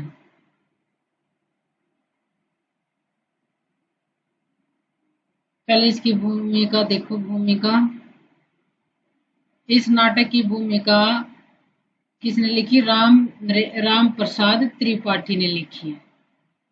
किसने लिखी? वैसे तो ये सिंदूर की होली के रचयिता लक्ष्मी नारायण मिश्र हैं, परंतु इसकी भूमिका राम प्रसाद त्रिपाठी ने लिखी है।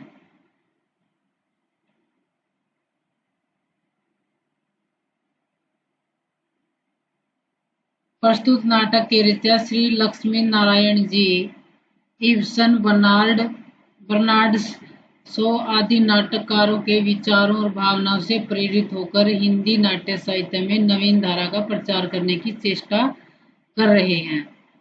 मिश्र जी ने बुद्धिवाद से प्रेरित होकर यह नाटक लिखा है। बुद्धिवाद क्या होता है? शिक्षित वर्ग को बुद्धिवाद कहा जाता है, जो सलाह दे सके।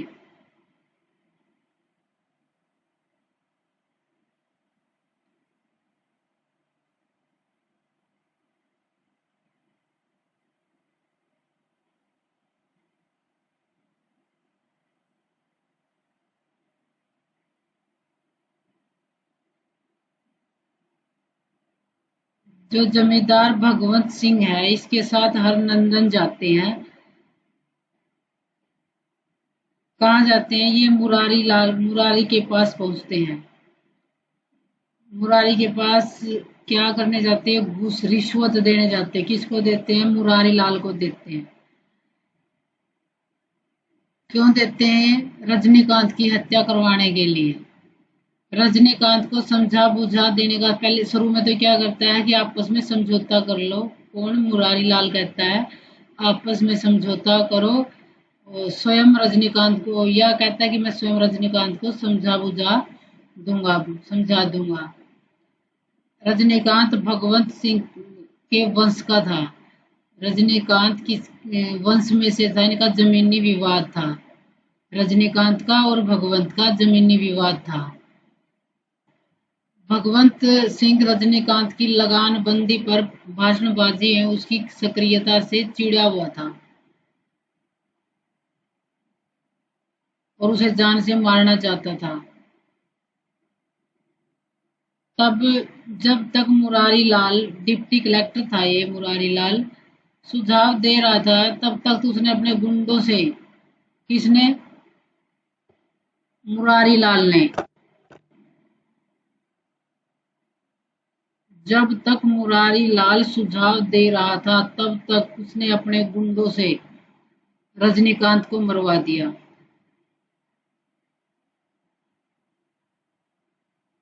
हत्या की बात पर मुरारी लाल आग बबूला हो जाता है, लेकिन शीघ्र ही इस घटना पर 4 गुना घूस लेकर 40,000 मिलने पर शांत हो जाता है।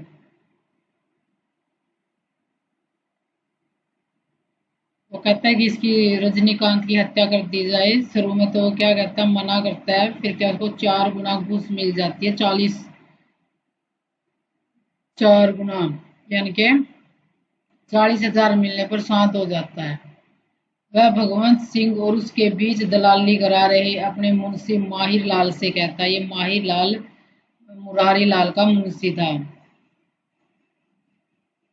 भगवंत सिंह और उसके बीच दलाली करा रहा था कौन? माहिर लाल। क्या कहता है ये माहिर लाल से? क्या कहता है? हम लोग मनुष्य और उसके अधिकारों की रक्षा के लिए कुर्सी पर नहीं बैठते। हम लोगों का तो काम है केवल कानून की रक्षा करना। यही बुराई है, इसलिए सब हो रहा है।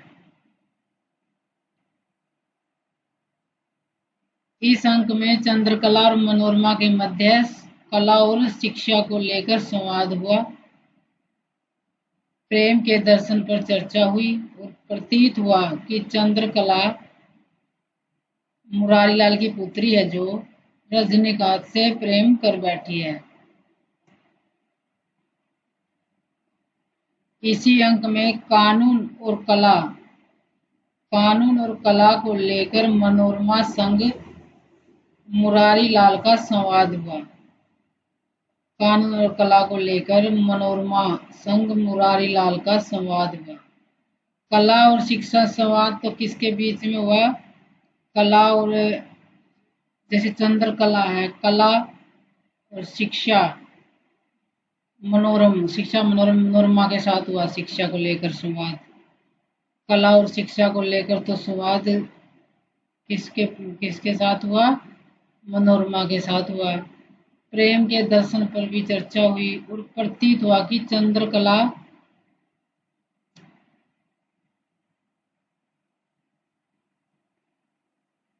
कानून को लेकर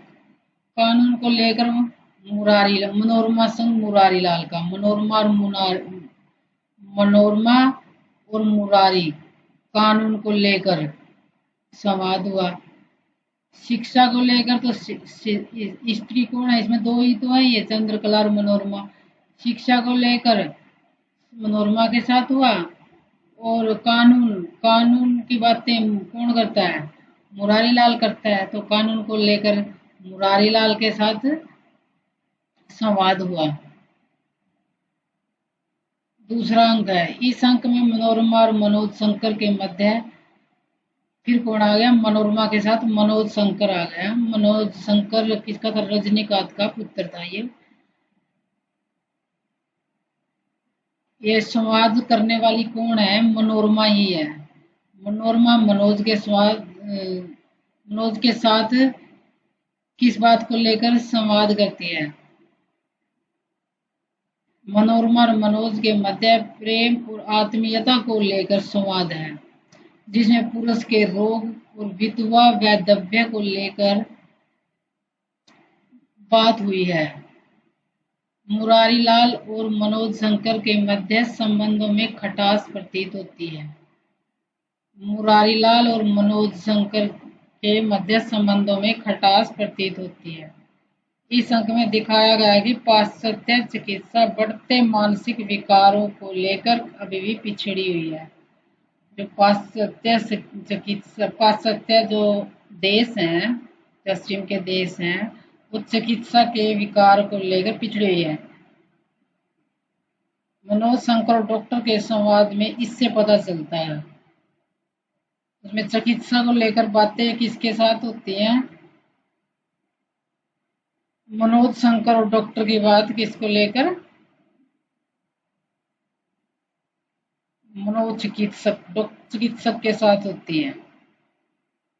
मनोरमा और मनोज शंकर के बीच में तो आत्मीयता को लेकर संवाद होता है और जो रोग है चिकित्सा के बारे में, पाश्चात्य चिकित्सा के बारे में मनोज शंकर के साथ बात होती है।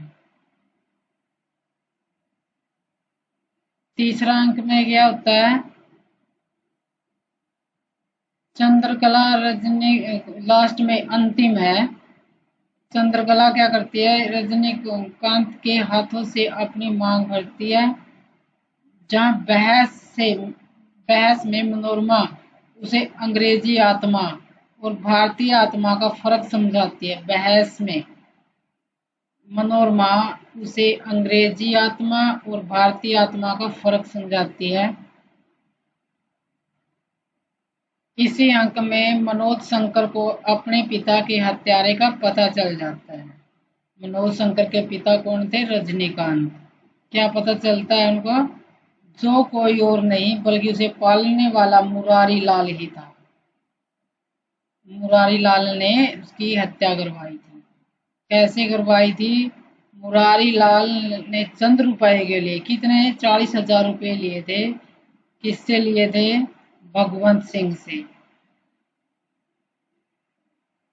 चंद रुपए के लिए मनोज शंकर के पिता और अपने मित्र की नाव से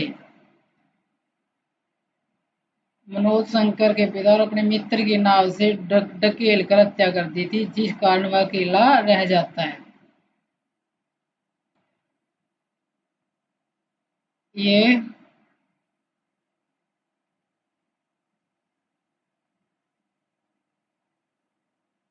पात्र देखो इसमें, मुरारी लाल। जैसे पहले नाटक में देखो क्या क्या है। किसका लिखा हुआ है? सिंदूर की होली। किसका? लक्ष्मी नारायण मिश्र। मिश्र शब्द को ध्यान में रखना। ये सिंदूर की होली मिश्र का है। तो मैं के पात्र हैं इसमें, मैं नाम से। कौन से हैं? मुरारी लाल डिप्टी कलेक्टर है, जो स्वभाव से क्या भ्रष्ट है, धोखेबाज है और चरित्रहीन है। पैसों के लिए अपना मित्र निर्दोष युवक की हत्या करवा देता है, पैसों के लिए। उनका मित्र कौन था? मुरारी का मित्र था रजनीकांत।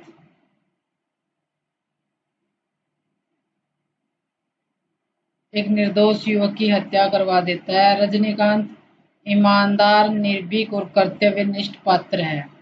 रजनीकांत ईमानदार, निर्भीक और कर्तव्यनिष्ठ है। मुरारी लाल भ्रष्ट है, जिसके न होते हुए भी पूरा नाटक इसी के केंद्र में घूमता है। इसकी सिर्फ हत्या दिखाई गई है और इसी के केंद्र, इसी सारा नाटक इसी के केंद्र में रखकर घूमता है। चंद्रकला इससे चंद्रकला इससे प्रेम करती है। देखो जैसे मारने की घर, सिंदूर शब्द से समझो कि सिंदूर सिंदूर है। सिंदूर से कि भाई किसी सिंदूर में हत्या है, किसकी हत्या हुई है? सिंदूर में वो रजनीकांत की हत्या हुई है।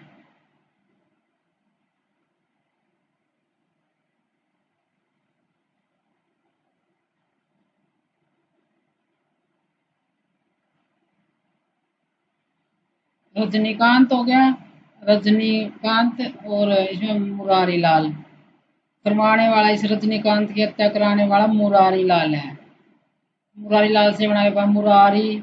ये मनोरमा विधवा वैधव्य को जीत रही तर्कशील विचारों वाली नारी है। यह कला की पुजारी है। तो संपूर्ण नाटक में मिश्र जी ने इसी पात्र के द्वारा पश्चिमी भारतीय सभ्यता के अंतर के साथ प्रेम, विवाद, तलाक, कला, शिक्षा और कानून का संवाद कराया। संवाद करने वाली कौन है? मनोरमा।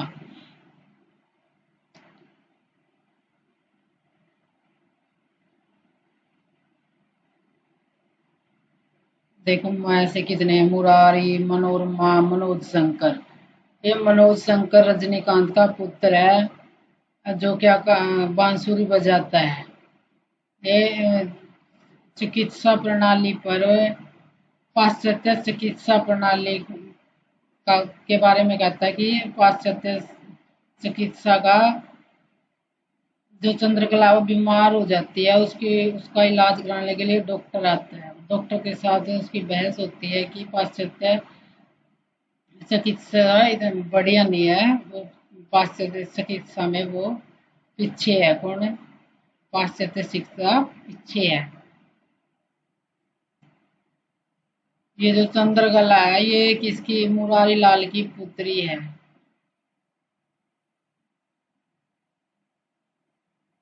ये क्या करती है अंत में? जो रजनीकांत की मृत्यु पर क्रोधित हो जाती है और उसके हाथों से अपनी मांग में सिंदूर भर लेती है। अपनी भावुकता के आवेश में वह मनोरमा के अपने वैधव्य को ऊंचा बताती है। चंद्रकला आधुनिक विचारों की एक युक्ति है जिसे सामाजिक रूढ़ियों का बंधन स्वीकार नहीं है। वह तथ्यों से ज्यादा भावनाओं के महत्व की पक्षधर है। ये भगवंत मान कौन है जिसने रजनीकांत की हत्या करवाई है?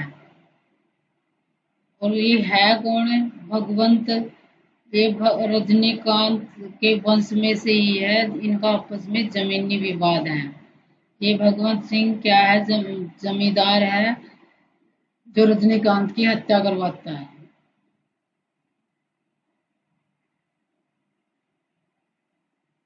हरनंदन क्या है? ये रजनीकांत की हत्या में सहायक है। ये इसके भगवंत और हरनंदन ये सहायक है। हरनंदन सहायक है क्योंकि ये इसके साथ कहाँ जाता है? मुरारी लाल के दफ्तर में जाता है। डॉक्टर क्या क्या ये डॉक्टर का रोल किस लिए आया है? वो चंद्रकला बीमार हो जाती है। बीमार पड़ने पर उसे इलाज के लिए आया। जब इलाज इसके चंद्रकला के लिए आया तो इसकी बहस हो जाती है डॉक्टर के साथ। किस बात को लेकर? पाश्चात्य चिकित्सा को लेकर। इसमें माहिर अली और ये गुण पात्र है। माहिर अली मैं से देखो इसमें माहिर अली मुंशी है किसका? मुरारी लाल का। मनोरमा मनोज मनोरमा मनोज शंकर और होली होली से है हो गया उसमें हरनंदन।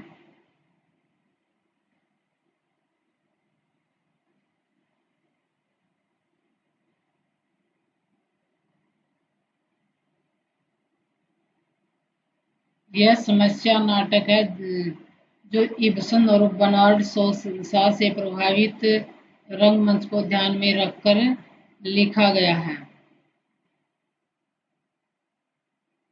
पहला अंक इसका है। नाटक के इस पहले अंक में सभी महत्वपूर्ण पात्रों का परिचय मिल जाता है। पहले अंक में ही होली नाटक है जो इसके पहले ही अंक में सभी पात्रों का परिचय मिल जाता है। इस अंक में रजनीकांत नामक युवक की हत्या की सुपारी कौन देता है? रजनीकांत नामक युवक की हत्या की सुपारी कौन देता है? वो भगवंत मरवाता है। और इसमें हत्या में सहायक हरनंदन होता है।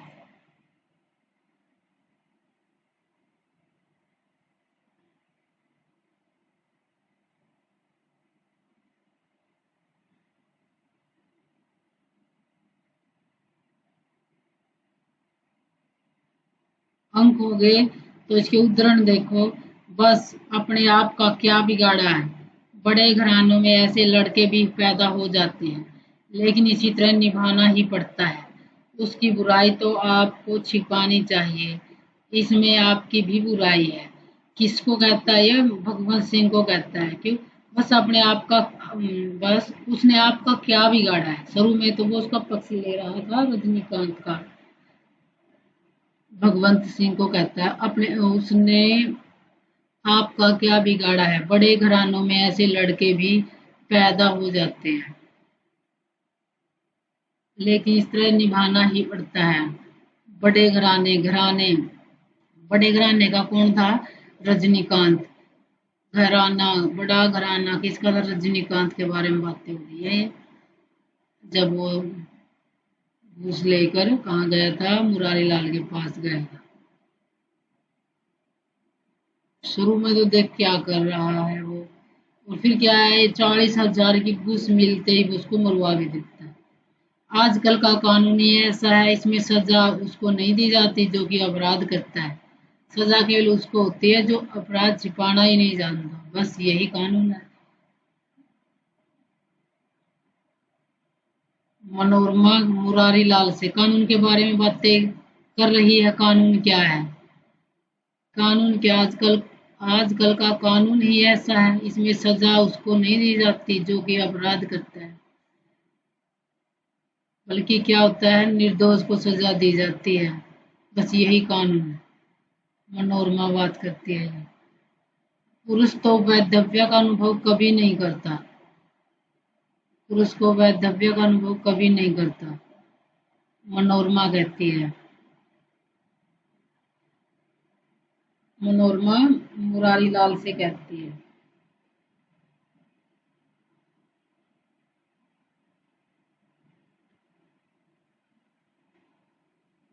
क्योंकि जब मुरारी लाल ने रजनीकांत को मरवा दिया, और जो चंद्रकला थी वो किसकी लड़की थी? वो मुरारी लाल की थी। जब आपने मरवा दिया तो आपने थोड़ी ना उसका वैधव्य अनुभव करना है, वो तो आपकी लड़की करेगी। यह विधवा आप नहीं जानते, या शायद जानते भी हैं। अग्नि है, हलाल है, कोई भी पुरुष से छू कर या पी कर जी नहीं सकता। उसका हाथ मैंने इसलिए नहीं पकड़ा था कि मैं उसे स्त्री बनाऊंगा, उसका हाथ तो मैंने इसलिए पकड़ा था कि मैं जीवन भर अविवाहित रहूंगा। मनोज शंकर मुरारी लाल से कहता है। जो मनोज शंकर है,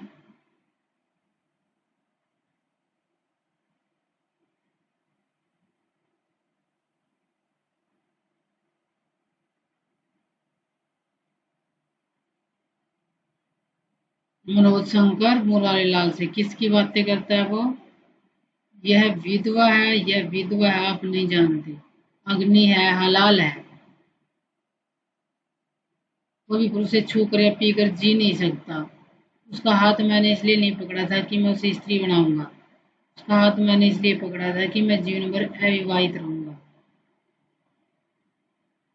किसी को गोली मारना यदि वीरता है, तो गोली मारकर बांसुरी बजाना तो वीरता से भी बढ़कर वीरता है। बांसुरी कौन बजाता है? मनोज शंकर बजाता है। तो ये बात मनोज शंकर किससे कहता है? मुरारी लाल से कहता है। जैसे मनोज शंकर के और मुरारी लाल के संवाद ज्यादा है। मेरा दुख मेरी आत्मा में सब ओर से व्याप्त हो चुका है। यदि मैं व्यंग्य न करूंगा, विनोद में अपने को भूल जाने की चेष्टा न करूंगा, तो मैं जीवित नहीं रह सकता, मुझे मरना होगा। आपकी यही इच्छा हो तो कहिए, मैं अपना रास्ता बदल दूं। मेरा दुख मेरी आत्मा में सब और व्याप्त हो चुका है। यदि मैं व्यंग्य ना करूंगा, विनोद में अपने आप को भूल जाने की चेष्टा, क्योंकि विनोद में, मनोरंजन में अपने आप को भूल जाने की चेष्टा ना करूंगा, मैं अपना बांसुरी बजाकर मनोरंजन करना नहीं करूंगा, अपने मन को नहीं बहलाऊंगा, तो मेरा ध्यान कहाँ जाएगा? मेरे पिता की मृत्यु करके जाएगा। मैं सब दुख को भुला नहीं सकूंगा, तो फिर मैंने भी क्या करना पड़ेगा? तो मैंने भी मरना पड़ेगा।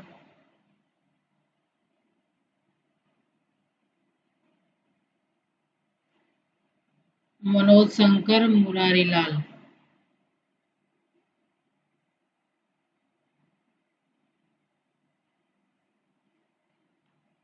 स्त्री के लिए ज्ञान और विद्या का कोई मूल्य नहीं है।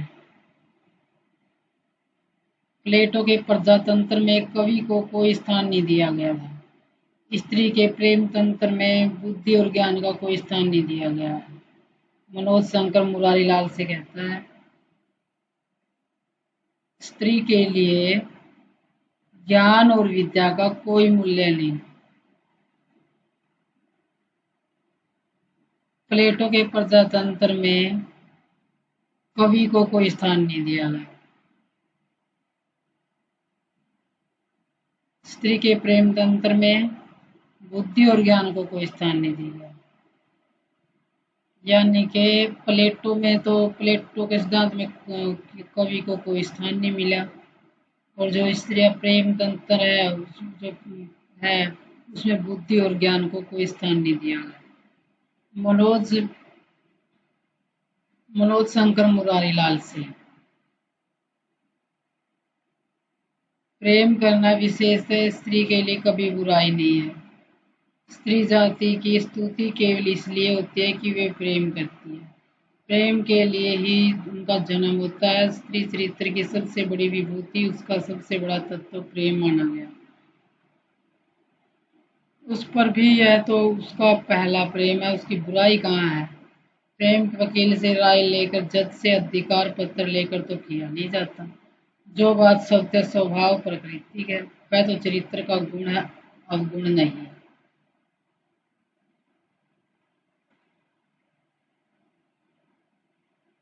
प्रेम की, जैसे प्रेम आया, प्रेम करना है स्त्री की, उसकी है, मुरारी लाल से बातें हो रही है। प्रेम तंत्र यहाँ भी मुरा मनोज और प्रेम शब्द में है, जो मनोज की और मुरारी लाल की बातें हैं। पर क्या है इसमें, मेरा दुख मेरी आत्मा में सब और व्यापक हो चुका है। यदि मैं व्यंग्य न करूंगा, मुझे मरना होगा, तो अपना रास्ता बदल दो, ये मुरारी लाल से कहता है।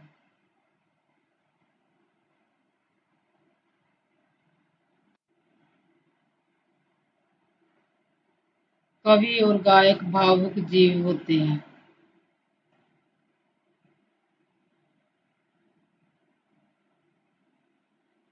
आप सुई देना कैसे बर्दाश्त कर सकेंगे, लेकिन मैं आपको विश्वास दिलाता हूँ कि उसकी चिंता मुझे आपसे कम नहीं है। अंतर केवल इतना है कि आप उसके शरीर को कष्ट नहीं देंगे, चाहे वह मर जाए, लेकिन मैं जिलाना चाहूंगा चाहे उसके शरीर को कष्ट हो। डॉक्टर कहता है मनोज शंकर से। उसको कहेगा, बांसुरी बजाता है मनोज शंकर। ये तो भावुक जीव होते हैं। आप सुई देना कैसे बर्दाश्त कर सकेंगे कि आप तो सुई, मतलब सुई देना, आप टिक्का नहीं लगा सकते, चिकित्सक नहीं बन सकते, लेकिन मैं आपको विश्वास दिलाता हूँ कि उसकी चिंता मुझे आपसे कम नहीं है। अंतर केवल इतना है कि आप उसके शरीर को कष्ट नहीं देंगे, शरीर को कष्ट नहीं देंगे, चाहे वह मर जाए, लेकिन मैं जिलाना चाहूंगा उसके शरीर को कष्ट हो। मैं उसके शरीर को कष्ट दूंगा और तुम शरीर को कष्ट नहीं दोगे। तुम्हारे में, डॉक्टर में और कवि और गायक में यही अंतर है।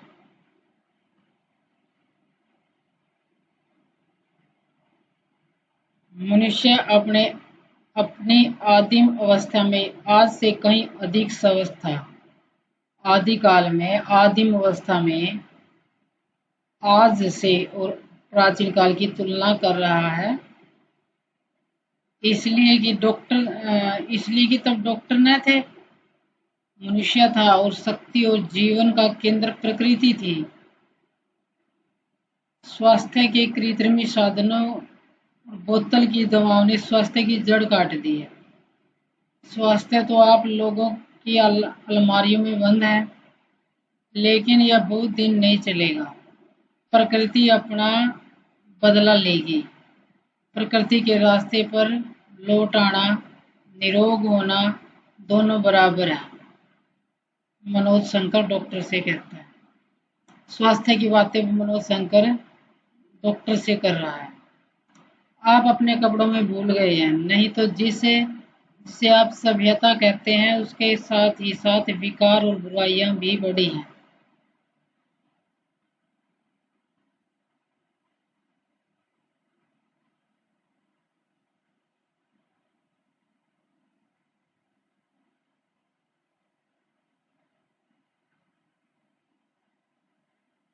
हमारे यहाँ तो आत्मा अनादि और अनंत है।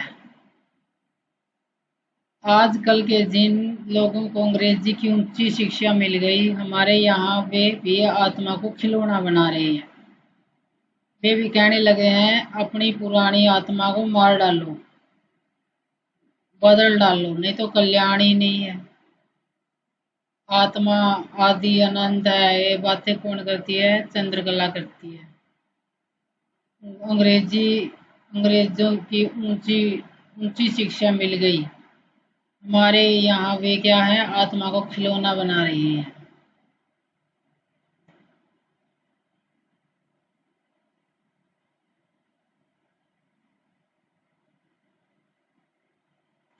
मनोरमा।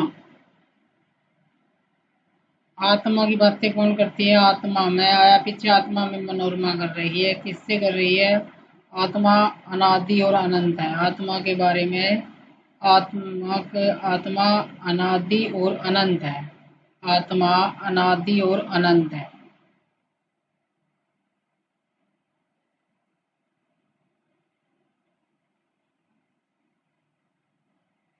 इससे जोड़ लो, आत्मा अनादि है, अनंत है। चंद्रमा का भी ना आदि है ना अंत है।